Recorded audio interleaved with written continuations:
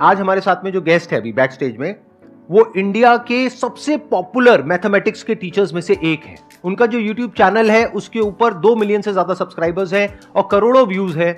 उनके चैनल का नाम है Abhinay maths. Please give an energetic and warm welcome to the one and only Abhinay Sharma sir.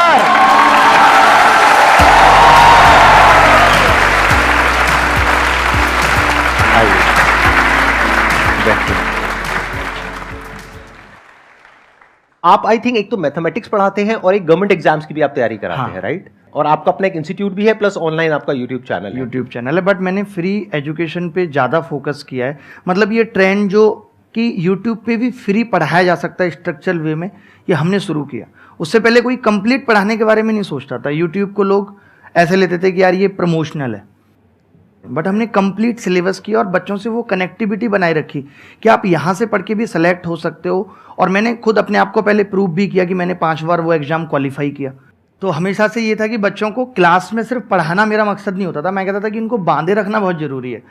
तो अब हम तो किसी के अंडर पढ़ाते थे।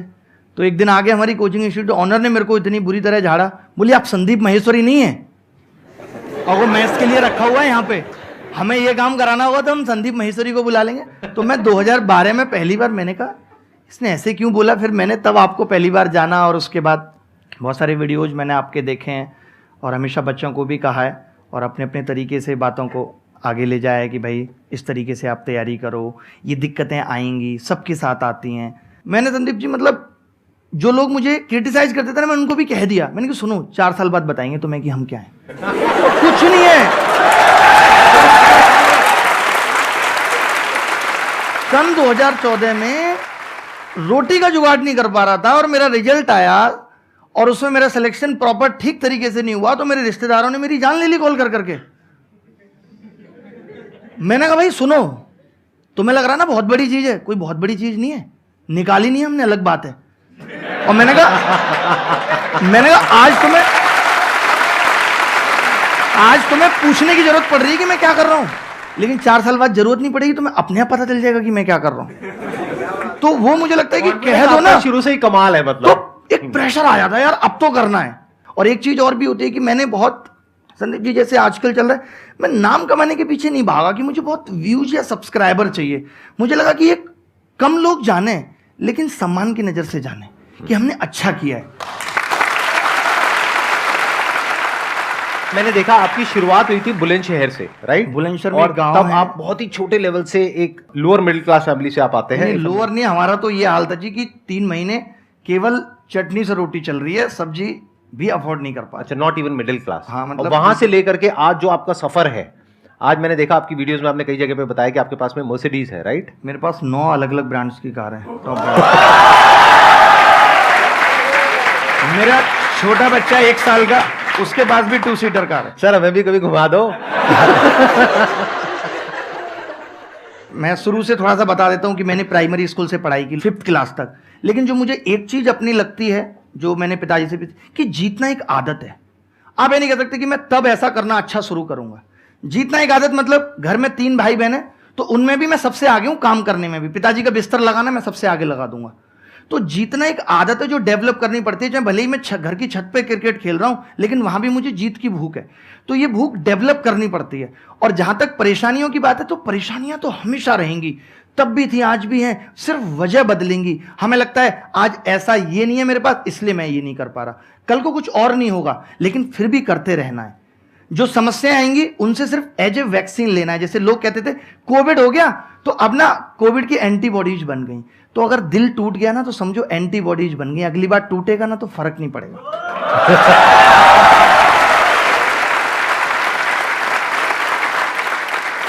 जो लोग खुशी में ज्यादा खुश हो जाएंगे, फिर दुख आता है तो तुरंत, जैसे कोई रिश्ता शुरू ही होगा पागल हुए जा रहे हैं, अलग ही दुनिया में चले गए। वही लोग दुखी हैं, दुखी वही लोग हैं। वरना आप देखो कि जो नॉर्मल रहते हैं कि ठीक है कोई आया कोई चला गया, ठीक है, पता भी नहीं चला कब आया और कब चला गया। हाँ, जैसे यहां पर होने वाला है कि बाहर कोई पूछती भी नहीं थी, अब बिल्कुल साथ में बैठी हुई है, इधर भी, और फिर आई और चली गई। ये भी मोटिवेट, हम तो जब ट्यूशन पढ़ते थे, हमारा स्कूल तो हमेशा लड़कों वाला रहा, बट हमने ट्यूशन हमेशा वो लगा जहाँ 2-3 लड़कियां हैं। पता है उससे क्या होता था, यार मैं पढ़ के जाऊंगा, पहले टीचर पूछेगा झट से जवाब बता दूंगा। तो आपको इस चीज को भी नेगेटिव नहीं लेना कि लड़कियां उनकी जाके बीच में बैठो, सवाल बताओ सबसे पहले ही पढ़ के जाओ। सब यार इसको सब आता है, यार आपका नंबर मिलेगा क्या?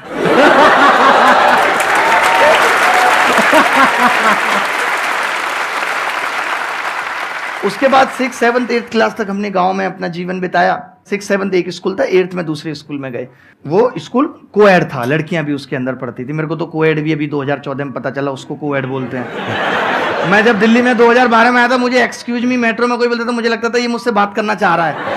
मैं आपको बता रहा हूँ कि मेरी अंग्रेजी बहुत ही मतलब लो ग्रेड जिसको कह सकते हैं वो है। लेकिन इनकी जो मैथ्स है वो कमाल है। और 10th में मेरे को पता है आपके 100 में से 100 आए थे, राइट? मैं 10th में भी 12th में भी। अच्छा, 12th में भी आए थे। तो इनका नाम अभिनय मैथ्स ऐसे ही नहीं है।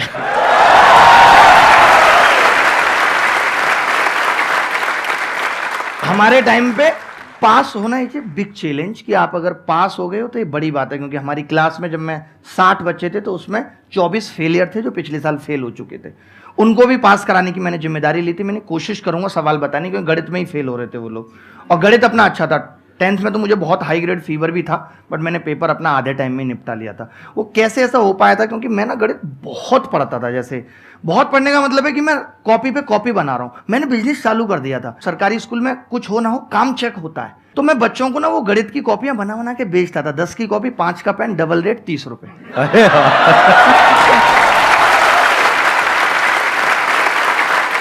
बट मुझे अभी भी याद आता है कि 12th क्लास में मैं एक बार कहीं जा रहा था, तो मेरे दिमाग में ऐसे ख्याल जरूर थे यार कि मुझे इतनी अच्छी गणित आती है, लोग मुझे फोन करके पूछें, मेरी किताबें निकलें। मतलब मुझे इस डायरेक्शन में नहीं जाना, बट थॉट्स थे। तो मैं यही मानता हूँ कि जो आपके थॉट्स आते हैं सच्चे दिल से, अगर आप ईमानदार हो तो वो चीज़ें जरूर पूरी होती हैं, वही रिफ्लेक्ट होती हैं। मेरी लाइफ में ऐसा मैं कुछ भी सोच लूँ, कुछ भी मैं सोच लूँ, ऐसा कुछ हुआ ही नहीं, ना खुद से ना खुदा से इतनी सी भी शिकायत नहीं है। सब कुछ पाया है जो सोचा है।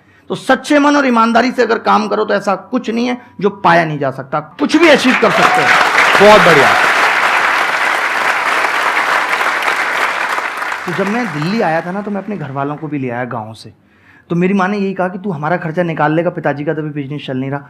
तो मैंने कहा मैं इतना ट्यूशन पढ़ा के कर लूँगा। तो मैंने 6000 में ट्यूशन पढ़ाया, 1500 रुपये में रेंट पे हम रहने लगे ग्रेटर नोएडा में, एक छोटी सी जगह में। 3 दिन रहे हुए नहीं हुए थे। सोचो मकान मालिक आके बोला आपको किसने रखा है यहाँ, मैं तो इसे बेच रहा हूँ।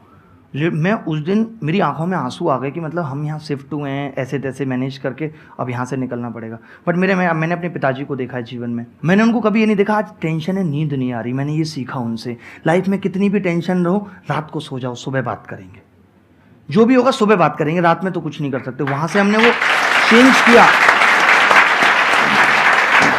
आज शायद ग्रेटर नोएडा में इतनी सोसाइटी है, मैक्सिमम में हमारे पास फ्लैट प्लॉट पता नहीं क्या क्या होगा, और सब में मैंने सबको फ्री में रखा हुआ है। मेरी कोई रेंटल इनकम नहीं है। मैंने कहा जब जरूरत होगी तब ले लेंगे किसी से। सर आपके घर के बाहर ये सारे पहुंच जाएंगे। ग्रेटर नोएडा में ये था कि भाई नहीं, एक मिनट सर, मेरे को काफी इंटरेस्टिंग लग रहा है। आप ये कह रहे हैं ग्रेटर नोएडा में आपके फ्लैट्स हैं और वहां पे लोग रह रहे हैं, लेकिन आप उनसे रेंट नहीं लेते? रेंट नहीं ले रहे, मतलब अभी देने भी कोई आता है, जैसे शुरुआत हुई अभी जैसे एक नया लिया, तो मैं कहता हूँ कि जरूरत होगी तब ले लेंगे, अभी आप रख लो, आप अपना काम चलाओ। और ऐसे कितने आपके 2000 5000 10,000 कितने फ्लैट्स हैं? मतलब इतने फ्लैट्स नहीं है, बेसिकली मेरे पास विलाज ही है सारी। अच्छा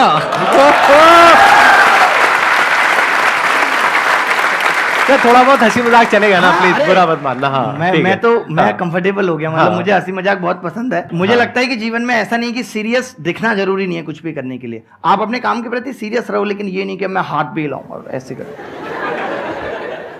तो जब हमने ये शुरुआत की, हम दिल्ली आ गए भाई, हमने पढ़ाना भी शुरू किया। हमने 2013 में किताब लिखी, और पिताजी बोले किताब लिख रहा हूं मैं, करोड़ों रुपए कमाएंगे। किताब एकदम सुपर महाफ्लॉप, क्योंकि जब आपको कोई जानता नहीं है तो आपकी किताब पढ़ेगा क्यों। हमने 2000 किताबें छपवाई, कोई बिकी नहीं, मतलब 2-4 बिकी, और जिसने ली वो बोला किताब बहुत अच्छी है। मैंने कहा दोस्तों को बताओ, लेकिन ले कोई नहीं रहा, क्योंकि जब तक आपका नाम नहीं है, नाम बनाना बहुत बड़ी बात है, मैं आपको बता रहा हूँ। तो 2013 में मैं पढ़ा रहा हूँ, 12 में नौकरी लगी, इसलिए छोड़ दी कि दिल्ली में लेंगे। फिर 13 में नागपुर लग गई, और देहरादून से सीधे नागपुर चले गए। जब मैं लौट के आया, मैं कोचिंग में गया, लोग बोले आपको 650 रुपये घंटे पे रखेंगे, जबकि उससे पहले मैं 1450 रुपये घंटे लेता था। आज मैं आपको बता दूं मेरी ज्वाइनिंग फीस 50 करोड़ है, और मैं 1,29,000 रुपये घंटे लेता हूं पढ़ाने के।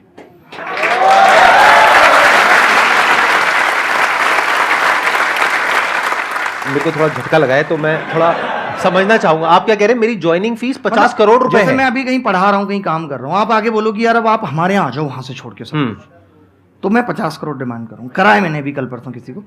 अच्छा, ठीक है। 2017 में मुझे ऐसा लगता है कि एक नॉर्मल मेंटेलिटी के हिसाब से मुझे टूट जाना चाहिए था। मुझे खुद लगता है कि मैं क्यों नहीं टूटा, बट मुझे टूट जाना चाहिए, क्योंकि आप सरकारी नौकरी छोड़ चुके हो। You have no option B, आपके पास कुछ नहीं है। पढ़ाने में आप ऑलरेडी एक बार फ्लॉप हो चुके हो, आप फिर दोबारा कैसे उस जगह आ सकते हो जहां आपके पास इस्टेब्लिशमेंट का भी पैसा नहीं है। मैंने एक फ्लैट मोबाइल बेच के लिया जो इंटरकनेक्टेड होते हैं दिल्ली में, आपको पता है, ये मुखर्जी नगर में। और मैं और मेरा भाई बैठा, हम सुबह स्टूल खुद लगाते थे। आपके भाई भी आए हुए हैं यहाँ पे? हाँ। अरे नमस्कार जी। इसके बाद ये हुआ कि मुझे आपकी कहानी सर इंटरेस्टिंग होती जा रही है। मेरे को ये जानना है कि अभी यूट्यूब कहाँ से आया बीच में? वही लेके आ रहा हूँ, वही पहुंच रहा हूँ। हाँ। तो 2017 में सब कुछ खत्म हो गया। भाई 650 रुपये घंटे पढ़ाना तो था ही, तो मैंने कोचिंग में भी शुरू कर दिया। 650 ही सही। मतलब मैंने ये नहीं सोचा कि मैं तो इतना बड़ा टीचर था। मैंने, लोग जनरली क्या करते हैं, जब बड़ा हो जाते हैं और जब वो टूटते हैं तो वो छोटे काम नहीं करते, बट मुझे ऐसा लगता है कि कर लेने चाहिए। वक्त के हिसाब से कुछ भी बुरा नहीं है, तो मैंने कर लिया। मैंने अपनी कोचिंग भी खोल ली। मैं सुबह स्टूल लगाता था और बाहर जाके खड़ा हो जाता था, क्योंकि बच्चों को लगता था कि हम तो बड़े आदमी हैं, ये वो। टीचर को बच्चा बड़ा मानता है, तो मैंने कहा इनको ये ना लगे कि मैं ऐसी जगह पे रह के यहीं पढ़ाता हूँ, यहीं खोलता हूँ। तो हम सुबह स्टूल लगा के नीचे बैठ जाते थे, रात को उसी में पलंग डाल के सोते थे। और धीरे धीरे करके उन्होंने थोड़ा थोड़ा पैसा भी देना शुरू किया और ठीक चलने लगा। उन्हीं में से एक लड़का बोला कि जो आप पढ़ाते हो ना, मेरे को 4 साल हो गए हैं धक्के खाते हो, मैंने ऐसा टीचर नहीं देखा, आप बहुत अलग बताते हो, ऐसा कोई नहीं है। तो उसने एक टीचर भी दिखाया कि ये देखो फेसबुक पे वीडियो डाला, 10,000 व्यू आएगा। 10,000 लोग। मैं तो व्यू नहीं जानता था उस टाइम, सब्सक्राइबर नहीं जानता था क्या होता है, क्योंकि मेरी टेक्निकल नॉलेज बड़ी कम थी। तो मुझे तो नॉलेज, मैंने 10,000 लोग देख रहे हैं तो बहुत बड़ी बात है। तो अच्छा, तो वो बोला आप वीडियो बनाओ। मैंने कहा यार नहीं, क्योंकि उस टाइम डर लगता है आपके रिश्तेदार क्या कहेंगे, आप एक ऑलरेडी हारा हुआ फील कर रहे हो। तो मैंने उसको यही बोला, मैंने कहा यार चलो वीडियो बना लेते हैं। और ये बात है 3 अक्टूबर 2017 की। वो बंदे ने वो वीडियो हमें बिना बताए अपलोड कर दिया चैनल।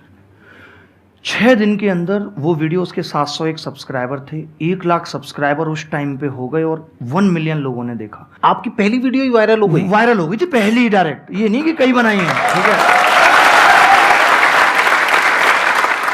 मैं थोड़ा यहाँ पे आपसे समझना चाहूंगा, ऐसा क्या था उस वीडियो में? मतलब मुझे अलग क्या था उसमें? अगर इसमें से काफी लोग जानते होंगे तो जानते होंगे कि मैंने ऐसी चीजें बनाई हैं जो इस ब्रह्मांड में भी, गणित में पहले कहीं नहीं थी। मैं ट्राइंगल का एंगल 0 कर देता हूँ, जो कहीं नहीं था। ट्राइंगल का एंगल 0 करके सवाल का आंसर। मुझे समझ नहीं आया, लेकिन अच्छा लग रहा है सुनने में।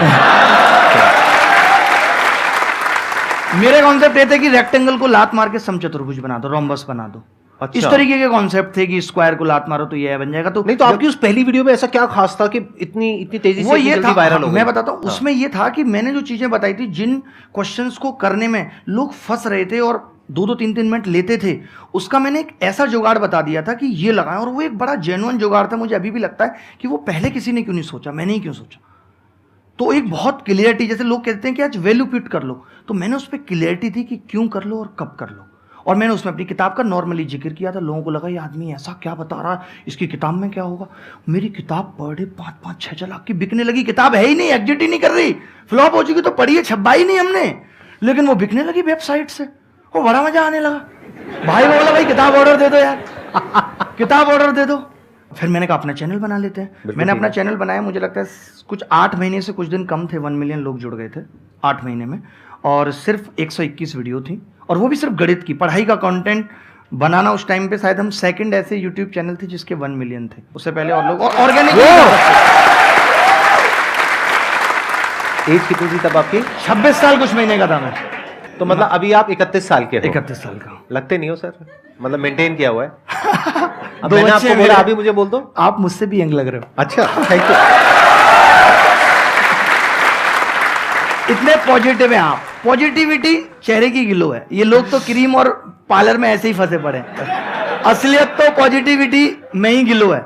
मेरे को ये पूछना था कि सर जो लाइफ में अब एक सीरियसनेस अभी तक नहीं आ पा रही है, जब अब करियर का मेन एक पॉइंट आ चुका है जहाँ से टर्न करना है लाइफ के गोल पे, पर सर अभी तक वो सीरियसनेस नहीं आ चुकी है, क्योंकि स्कूल लाइफ खत्म हो गई, कॉलेज लाइफ खत्म होने वाली है। देखिए, ये तो सारा गेम प्रैक्टिस का है। जैसे आप देखते होंगे कि जब हम जिम में जाते हैं तो हम डंबल उठाते हैं, हम ये एक्सरसाइज करेंगे तो एक दिन में नहीं, ये हमारे बनने लगते हैं।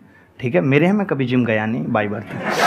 ठीक है, तो ऐसे क्या है, ये दिमाग की प्रैक्टिस का गेम है। ये तो बहुत नॉर्मल सी बात है, इसमें सीरियस की कोई बात नहीं कि आप बहुत सीरियस हो गए। सीरियस हो जाओगे, आपकी मेंटल हेल्थ ठीक नहीं रहेगी। आपको लगता है कि जैसे आपको बीच में खाली टाइम है, मैं बच्चों को कहता हूँ कि अपने रूम को भी स्ट्रक्चर्ड रखो, क्योंकि हमारे इस बात से हम पे बहुत फ़र्क पड़ता है कि हम जहाँ बैठ के पढ़ रहे हैं वहाँ माहौल कैसा है। जैसे आप अभी यहाँ बैठे हो तो एक अलग पॉजिटिविटी, आपके दिमाग में कुछ नहीं चल रहा, आप प्रेजेंट में जी रहे हो, क्योंकि यहाँ ऐसा एनवायरनमेंट बना हुआ है। तो एनवायरनमेंट का बहुत फ़र्क पड़ता है।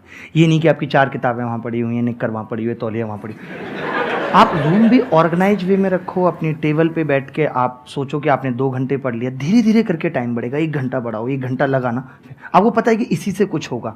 नहीं हो पा रहा है, रूम में आप लिख के टांग लो, बेटा पढ़ ले, नहीं तो तेरा कुछ नहीं होगा, रिश्तेदारों को क्या जवाब देगा, माँ को क्या जवाब देगा। हम मोटिवेशन ढूंढते हैं, हमारे घर में है। हमारी माँ इतने दिनों से 1 साड़ी 2 साड़ी में जीवन गुजार रही है, जिसने अपने सपनों को दबा के हमें यहाँ तक पहुँचाया है। तो इससे बहुत कुछ मिलता है कि नहीं मुझे कुछ करना है यार, मैं कैसे नहीं करूँगा, इतने सारे लोग कर रहे हैं, सबको बराबर वक्त मिला हुआ है, तो क्या ऐसा है। हमें लोगों से सीखने की ज़रूरत है। आज क्या है, स्ट्रेटेजी सबके पास है बट इम्प्लीमेंट नहीं कर पा रहे। स्ट्रेटेजी कुछ नहीं भाई, आपको पता है कि सीजन निकालना है तो पढ़ना पड़ेगा। मैं देखता हूँ एक दोस्त पढ़ रहा है, दूसरा उसके कहता है अरे भाई पढ़ रहा है, अरे नहीं पता कहाँ चल रहा है। मतलब हम उससे ये कहने में झिझक रहे हैं कि यार मैं नहीं पढ़ रहा, भाई मैं पढ़ रहा हूँ, तू भी पढ़। हम अगर अपने जीवन के दिनों का, सेकंडों का हिसाब लगाने लगे ना, तो कोई नहीं रोक सकता कि आज मैंने दिन में, जब आप रात को सो तो एक ही काम करना है कि आज मैंने दिन में क्या किया, इसका मैं जो चाहता हूं अपने जीवन में उसमें क्या फायदा होने वाला है, यस और नो, खुद से जवाब करना है। Excellent point. मैं यहां पे थोड़ा सा ऐड करूंगा कि सीरियस नहीं होना है लाइफ में कभी भी, बाहर से हंसते खेलते रहना है, अंदर से सिर्फ अपने काम को लेकर के सीरियस होना है। ये बिल्कुल ऐसा है, दिन और रात दोनों जरूरी है ना, जागना और सोना दोनों जरूरी है ना। तो बाहर से आपको हंसते खेलते रहना है, लेकिन अंदर से अपने काम को लेकर के, जो भी अपना लक्ष्य है, जो भी आप करना चाहते हो उसको लेकर के बिल्कुल सीरियस रहना है। इस बात को ध्यान रखना। ज्यादातर लोग इसका उल्टा करते हैं। वो क्या करते हैं, बाहर से अपने आप को बहुत सीरियस दिखाते हैं, घर वालों के आगे ऐसे दिखाएंगे अरे बहुत प्रेशर, बहुत पढ़ाई, अंदर से कुछ नहीं है। वही बैठ करके लैपटॉप पे रात को क्या कर रहे हैं सबको पता है। बाहर से दिखा रहे हैं मैं बहुत सीरियस हूं, अंदर से कोई सीरियसनेस है ही नहीं। तो इसका उल्टा करो, बाहर से ऐसे दिखाओ कि नहीं कुछ नहीं है, मैं तो मीडियोकर हूं, मैं तो ये हूं, मैं तो वो हूं। अंदर से आपको पता होना चाहिए। एग्जाम निकल जाए लोगों पूछे तू पढ़ता है, वो बाहर से लोगों को नहीं पता लगता। वो चीज रहनी चाहिए, बाहर से पता नहीं लगना चाहिए कि आप अंदर से क्या हो। जो अंदर से हो वो सिर्फ आपको पता है। और मेरा क्वेश्चन ये है कि जैसे आपने कहा कि हमेशा हंसते खेलते रहना चाहिए काम करते करते, तो कभी कभार ऐसा हो जाता है कि हम हवाबाजी ज़्यादा करते हैं, दिमाग हमारा डिस्ट्रैक्ट हो जाता है अपने टाइम से और टाइम मैनेजमेंट नहीं हो पाता। तो हम उस चीज़ को कैसे अपने दिमाग को फोकस करें फन के साथ साथ। आजकल का जो यूथ है वो शॉर्ट सक्सेस चाहता है। उसने किसी को देखा, अच्छा अरे ये तो वीलॉग बनाया तो मैं ऐसे बनाऊंगा, मैं भी ऐसे हो जाऊंगा। पहली बात तो जीवन में अगर कुछ भी आपको लगता है ना कि बड़ा जाना है तो कभी कॉपी मत करना। एटलीस्ट टाइम टेबल भी कभी किसी का कॉपी मत करना। हर इंसान की एक अपनी अलग अलग पहचान है। तो आपका टाइम टेबल भी ऐसा नहीं कि मैं किसी टॉपर का मैंने टाइम टेबल कॉपी कर लिया तो मैं आगे बढ़ जाऊंगा, नहीं। अगर आपको अपनी स्ट्रेटेजी इंप्लीमेंटेशन करनी है, हो सकता है किसी को रात में पढ़ने में मजा आता है, हो सकता है किसी को दिन में पढ़ने में मजा आता है। तो ये बात इन्होंने बहुत सही पूछी और ऐसा हो रहा है आजकल। आप हवाबाजी बाहर लाख कर लो, आपको अपनी सच्चाई पता होनी चाहिए। और एक बात इन्होंने पूछी टाइम मैनेजमेंट की। आप मुझे बताओ, आज से 50 साल पहले कहीं एक जगह से दूसरी जाने तक प्लेन नहीं था, खाना बनाने के लिए गैस नहीं थी, कुकर नहीं था। उस वक्त हम जो अपने माँ बाप से सुनते हैं, कोई ये नहीं कहता था बहुत बिजी है। आज हर आदमी, everyone is busy without any work. अभी मूवी का पास देखो, तुरंत निकल जाएंगे लेके उसको। तो टाइम मैनेजमेंट की दिक्कत, जैसे जैसे दौर बदला, लाइफ को आसान बनाने की चीजें आई, तो हमने उनका दुरुपयोग ज्यादा शुरू कर दिया।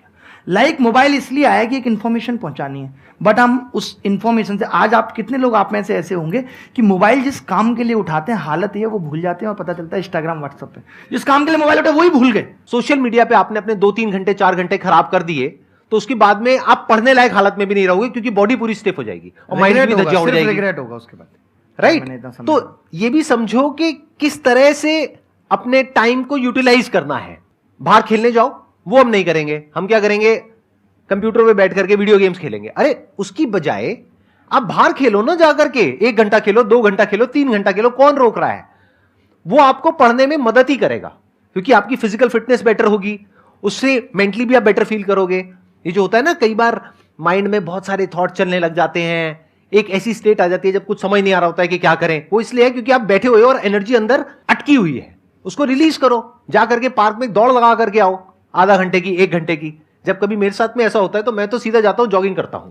कुछ ना कुछ फिजिकल एक्सरसाइज जरूर करें। मैंने सोचो, इतना मुझे एंजाइटी थी उस दौर में, जब आप अचानक से अमीर बनते हो तो ये सबसे बड़ी प्रॉब्लम होती है। तो मैंने रिकवर सिर्फ दौड़ के ही किया है, और आज भी अपने टाइम को ऐसे यूटिलाइज करता हूँ। मैं हर दिन किसी ना किसी से मिलता हूँ, किसी बच्चे से मेल पढ़ता हूँ, लेकिन मैं उसको कहता हूँ यार मैं सुबह 7 से 8 दौड़ता हूँ, तुम उस टाइम पे आ जाना, 7 दौड़ेंगे। मैं शाम को कई बार खेलता हूँ 5 से 6, मैं कहता हूँ यार उस टाइम पे आ जाना, खेलेंगे, उसको भी अच्छा लगता है। तो मैं अपने टाइम में उसको एडजस्ट कर दिया, अलग से भी नहीं देना। क्या खेलते हो सर आप? मैं क्रिकेट खेलता हूँ बहुत गंदे तरीके से। ग्रेटर नोएडा में फार्म हाउस है, काफी हमने बना रखा है, बहुत अच्छा। तो क्रिकेट का तो मुझे भी बहुत शौक है, मैं आना चाहूंगा आपके फार्म हाउस पे खेलने के लिए। बहुत मजा आएगा, और इंस्टेंट आपको हम ताजे गाय की दूध की चाय पिलाएंगे। हमारे पास गाय भैंस 2 फार्म हाउसेस हैं हमारे। हम भिंडी से लेकर के लौक की चीनी सब कुछ घर का खाते हैं, उसके अलावा बाहर का पक्का कहीं बाहर पीछे जाकर के मना मत कर देना कि नहीं वो कैमरे में था ये दिखाने के लिए। रिसेंट आएंगे तो इतना मीठा भुट्टा कि शायद शुगर फेल हो। मैं अगर अपनी पूरी फैमिली के साथ आऊं तो चलेगा? फैमिली के साथ ही चलेगा, पूल वगैरह सब कुछ है, बहुत बहुत enjoy। सर बिल्कुल एंड आ गया है, तो मैं भी एक आध डायलॉग मारता हूँ, आप भी एक आध डायलॉग मारना, और बस यहीं पे खत्म खत्म कर देंगे इसको। करते हैं। बस शायरी के साथ करता 1-2 हूँ। मिनट के अंदर ना, आप शायरी पे खत्म करना। मैं क्या कह रहा था, मैं भूल गया, आप शायरी पे खत्म करो।